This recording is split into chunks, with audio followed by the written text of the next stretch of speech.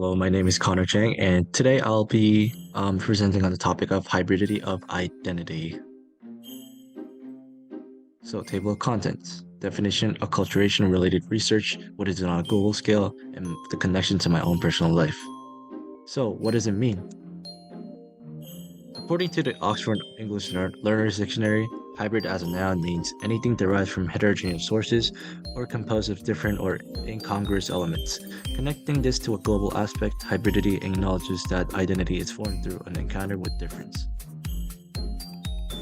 Acculturation. I would like to from now on replace the word hybridity with acculturation.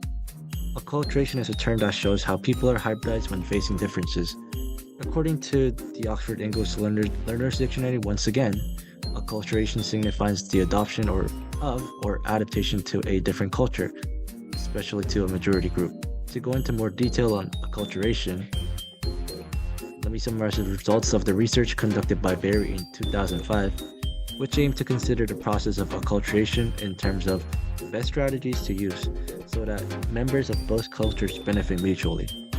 According to Berry, groups of people and their members engage in intercultural contact, reducing a potential for conflict and the need for negotiation to mediate between cultures. At the group level, acculturation includes the widespread adoption of the values, practices, forms of art, and technologies of another culture. For example, the embrace of Mexican, Chinese, and Indian cuisines within BC dining halls. So the following is Berry's chart of acculturation. As you can see, there are 4 acculturative strategies one can use to adapt to their new culture, and it's in the printout, so please take a look. I'd like to introduce 3 more research conducted on the issue of acculturation. The first research by Miranda and Matheny in 2000 gave questionnaires to Latino immigrants and concluded that immigrants with effective coping strategies, good proficiency in English, and a strong family structure were less likely to experience acculturative stress. In the next research, conducted by Lueck and Wilson in 2010, 2,095 Asian Americans, 1,271 of which were first-generation immigrants, went through interviews on various acculturative factors. They concluded that 70% of immigrants went through acculturative stress and that bilingual language preference contributes to lower acculturative stress. In the last study, which focused on Muslim immigrants residing in Madrid, Spain, the participants used hybrid identities to express themselves and build connections.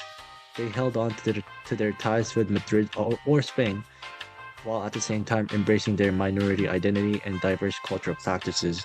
Some even integrated these practices into their communities, showcasing a blend of influences in how they presented themselves in connection with others. So what does it mean on a global scale? Acculturation is a pervasive issue in the globalized world, where voluntary and involuntary, temporary and permanent migration of people is commonplace. Summarizing the studies, for acculturation to be successful, the individual involved must adapt, which may result from a combination of personality traits, life events, and social support. Studies aforementioned show that many protective factors, which are the dominant traits of the community, may influence the extent to which an individual acculturates. All in all, at the individual level, acculturation may involve all the same things that occur at the group level, as mentioned in Berry's research, but the motives and circumstances may differ. Acculturation is what creates diversity and allows foreign communities to retain their original values in such a globalized world. So, connections to my personal life. So, acculturation was a big factor influencing my life personally. Up until 7th grade, I used to attend regular Korean schools with classes being taught in only Korean. Naturally, I grew up with Korean culture literally engraved in my veins. However, in 8th grade, my whole grade spent a semester in one of the sister schools in the US as exchange students. As I was around Korean friends during the time, I retained my cultural values while getting accustomed to the new surroundings, integrating myself into the US if I were to borrow Berry's words from the chart. Learning the beauty of studying abroad and being captivated by it, I decided to attend a boarding school in Houston starting in 10th grade. This time I was in a completely new environment, no Korean friends to talk to, no acquaintances I could seek support from. I spent my first semester here while receiving huge amounts of acculturative stress from linguistic and cultural differences. This led me to stick with mostly Asian people as they shared at least some cultural background. The following semesters, however, I found myself abandoning some of my original cultural background to assimilate myself into the community, which allowed me to make local friends. By the time I was graduating, I only had friends around me who shared little to no cultural similarities with me at all. Over the 5 years, I went through two different types of acculturation or hybridization, and it looks like I'm going through one right now as we speak in BC.